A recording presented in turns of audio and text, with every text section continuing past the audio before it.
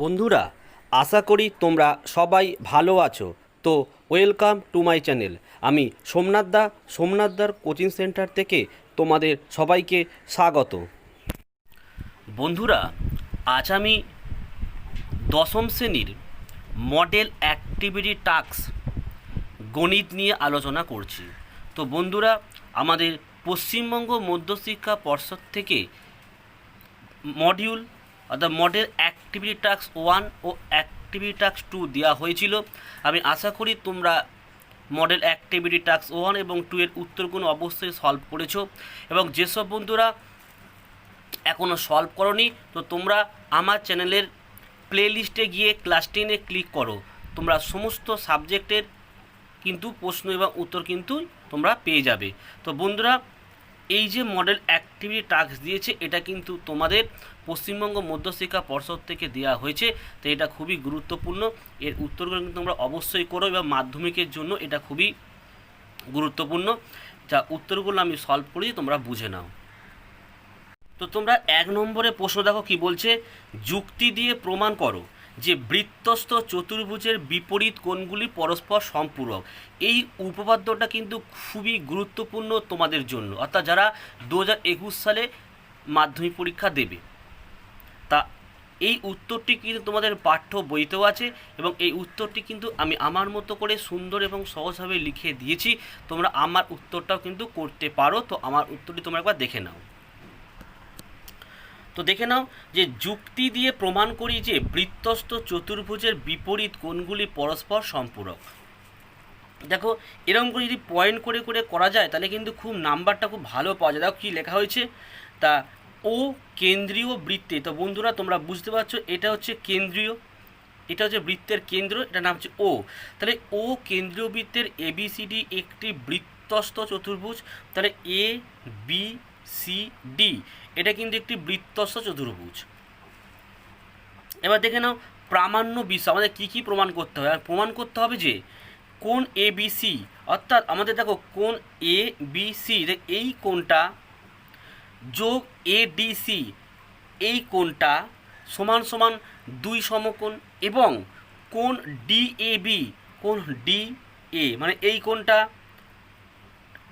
আর যোগ DCB আর এই কোণটা 2 সমকোণ। তাহলে এই দুটো জিনিস আমাদের প্রমাণ করতে হবে, তাই এই পয়েন্টটাকে কিন্তু এইভাবেই লেখা হয়েছে। আচ্ছা, নেক্সট এখানেও কী হয়েছে, অঙ্কন কী করেছি দেখো, AO, এই যে AO আর CO যুক্ত, অর্থাৎ এইটা আর এইটা AO এবং CO কিন্তু আমরা যুক্ত করলাম। এবার প্রমাণটা তোমরা দেখে নাও।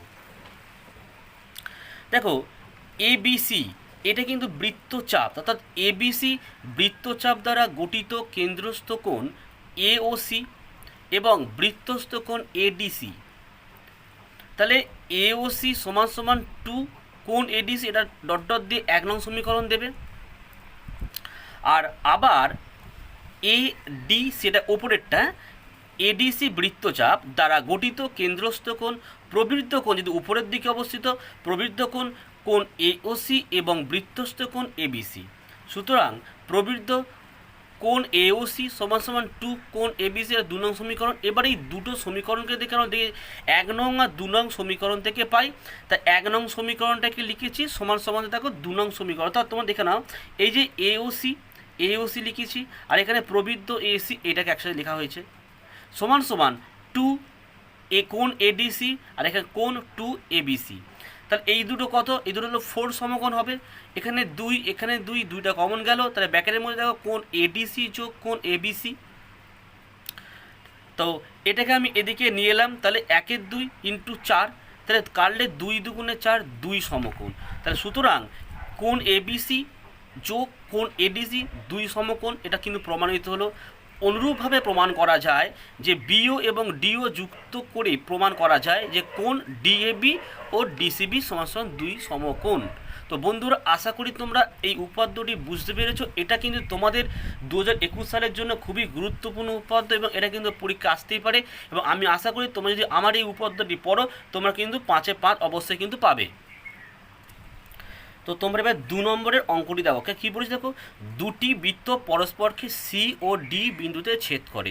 তো দেখো এই একটি বিন্দু, এই একটি বৃত্ত, এই একটি বৃত্ত, বলছে দেখো দুটি বৃত্ত পরস্পরকে সি ও ডি বিন্দু, এই যে সি বিন্দু আর ডি বিন্দুতে ছেদ করে, বলছে ডি ও সি বিন্দুগামী দুটি সরলরেখা একটি বৃত্তকে যথাক্রমে এ ও বি বিন্দুতে এবং অপর বৃত্ত এ আর বি বিন্দু এবং অপর বৃত্ত দেখো ই আর এফ বিন্দু ছেদ করে। তাই কোণ ডিএবি অর্থাৎ এই কোণটার মান 75 ডিগ্রি হলে ডিইএ অর্থাৎ ডিইএফ, তাই এই কোণটার মান কত আমাদের বার করতে হবে। ঠিক আছে, তো তোমরা অঙ্কটা দেখো। তো বন্ধুরা আমি এখানে চিত্রটা এঁকে নিচ্ছি, এবার দেখো অঙ্কটা করছি, দেখো একটু লিখে লিখে করতে হবে অঙ্কটা। ধরো আমি লিখছি, দেখো এ বি এ বি। তো দেখো আচ্ছা এখানে আমি এই বিষয়টা লিখলাম না, আগে দেখায়। দেখো আমি প্রথমে এই সিডিটাকে যুক্ত করলাম, ঠিক আছে, এই সিডি যুক্ত করলাম। তাহলে আমি এখানে লিখব সিডি যুক্ত করা হলো। এবার দেখে নাও, সুতরাং চিহ্ন দাও একটা। তাহলে কী দাঁড়ালো দেখো, এ বি সিডি বৃত্তস্থ চতুর্ভুজ। এবার দেখে নাও যে বহিস্থ ডিসিএফ কোণ ডিসিএফ সমান সমান অন্তস্থ কোণ বিএডি।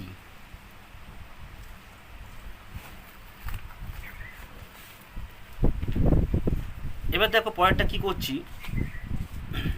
সুতরাং ডিসিএফ, বন্ধুরা দেখে নাও এই যে ডিসিএফ, তাহলে দেখো কি বললাম যে ডিসিএফ সমান সমান হচ্ছে 75 ডিগ্রি। তার মানে বন্ধুরা দেখো বি এ ডি এই কোণটা যদি 75 ডিগ্রি হয়, তাহলে দেখো ডিসিএফ তাহলে এই কোণটাও কিন্তু 75 ডিগ্রি হচ্ছে। আবার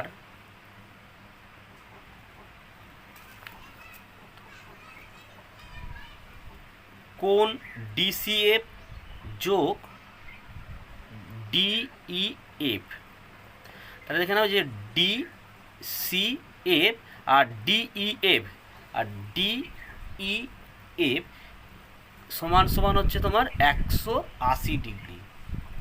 এবার দেখো সুতরাং বৃত্তস্থ চতুর্ভুজের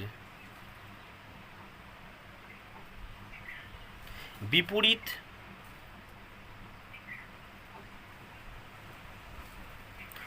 কোণদ্বয় পরস্পর সম্পূরক।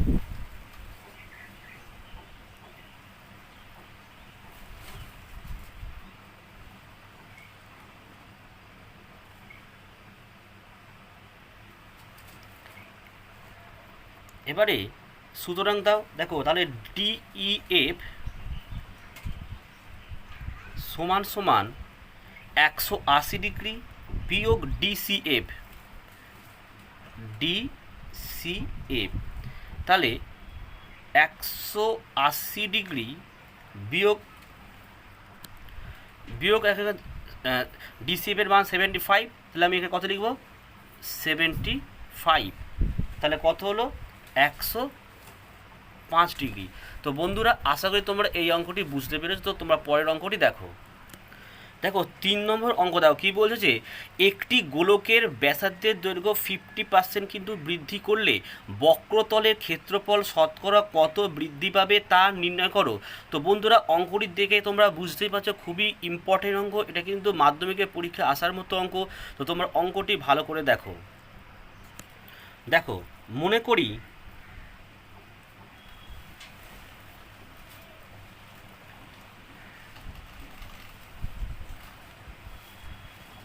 মনে করি গোলকের ব্যাসার্ধ আর একক।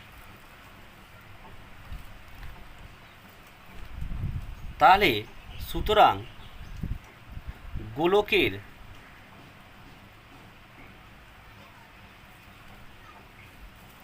বক্রতলের ক্ষেত্রফল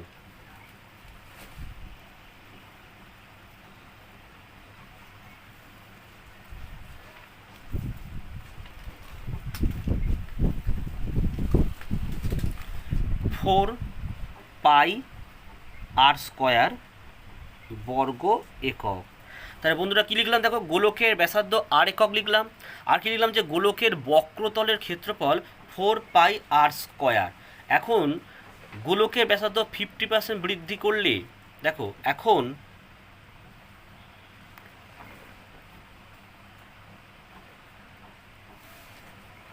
গোলকের ব্যাসার্ধ 50% বৃদ্ধি করলে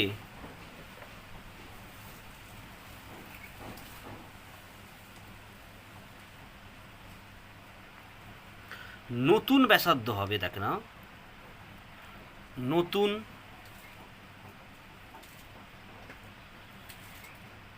ব্যাসার্ধ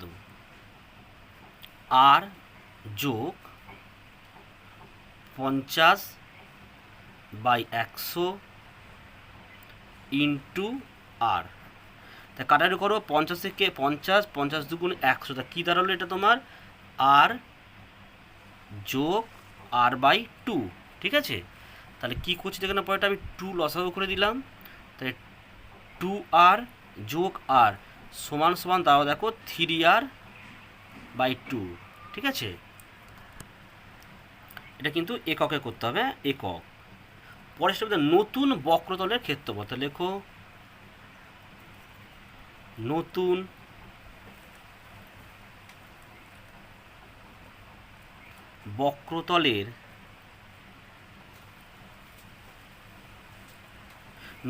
বক্রতলের ক্ষেত্রফল দেখো 4 পাই আর ব্র্যাকেট আছে কি, আর এর মান হচ্ছে 3r/2 তার হোল স্কোয়ার, একক লিখবে কিন্তু বর্গ একক।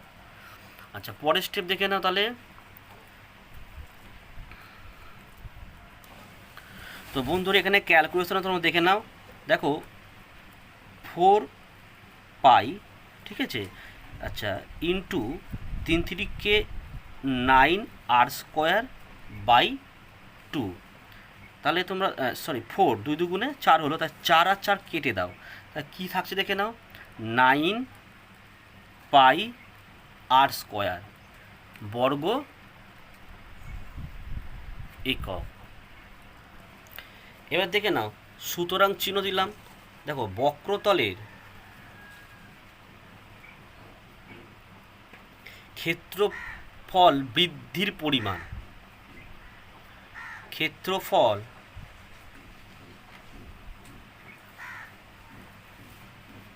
বৃদ্ধির পরিমাণ, দেখো 9 পাই আর স্কোয়ার মাইনাস 4 পাই আর স্কোয়ার, তাই কত হবে বিয়োগ করলে দেখো 5 পাই আর স্কোয়ার বর্গ একক লিখবে। এর পরের স্টেপ দেখে নাও, সুতরাং বৃদ্ধির শতকরা পরিমাণ আমাদের বার করতে বলছে। তো বৃদ্ধির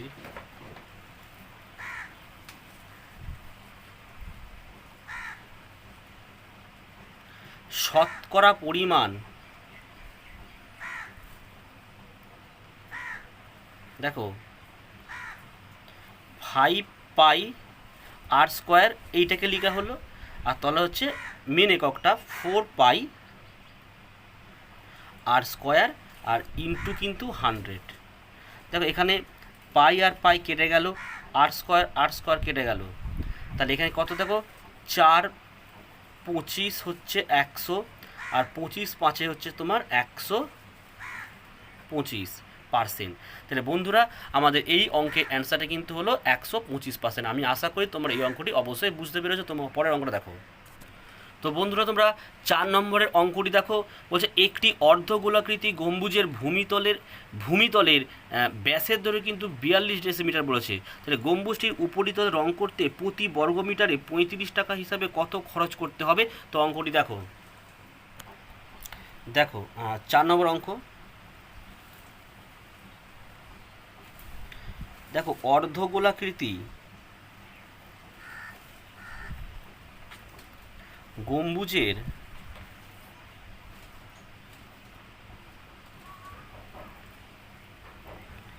ব্যাস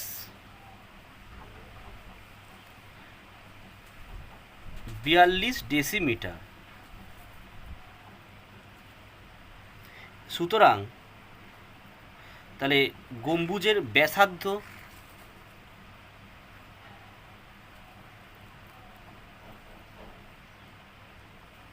(42/2) সমান সমান 21 ডেসিমিটার। এবার দেখো, অর্ধগোলাকৃতি গম্বুজের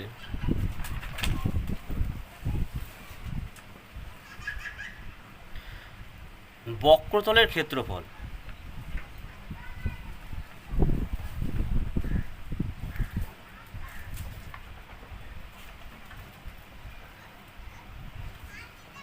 দেখো 2π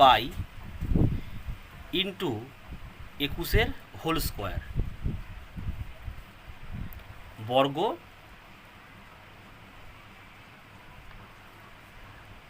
ডেসিমিটার। পরের স্টেপ দেখে নাও, তাহলে 2 ইন্টু পাই মানে হচ্ছে তোমার 22/7 ইন্টু 21 ইন্টু 21, এটা কিন্তু হবে বর্গ ডেসিমিটার। 3×7 = 21। তো বন্ধুরা এটা গুণ করো, 22 দুগুণে 44, 3 44 আর 21 গুণ করো, তা তোমার করলে হচ্ছে তোমার 2772 বর্গ ডেসিমিটার। আচ্ছা, এটা মানে হচ্ছে দেখো 27.72, আমি 100 দিয়ে ভাগ করলাম, অর্থাৎ এটা বর্গমিটার আনলাম, 27.72 বর্গমিটার। ঠিক আছে, এবার দেখে নাও, এখন 1 বর্গমিটার রং করতে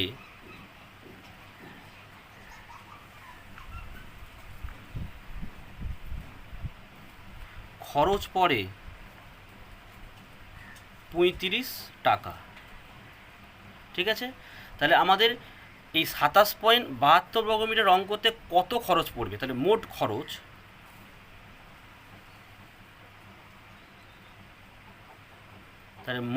হচ্ছে তোমার 35 টাকা ইন্টু 27.72, তাহলে এরা গুণ করে নাও,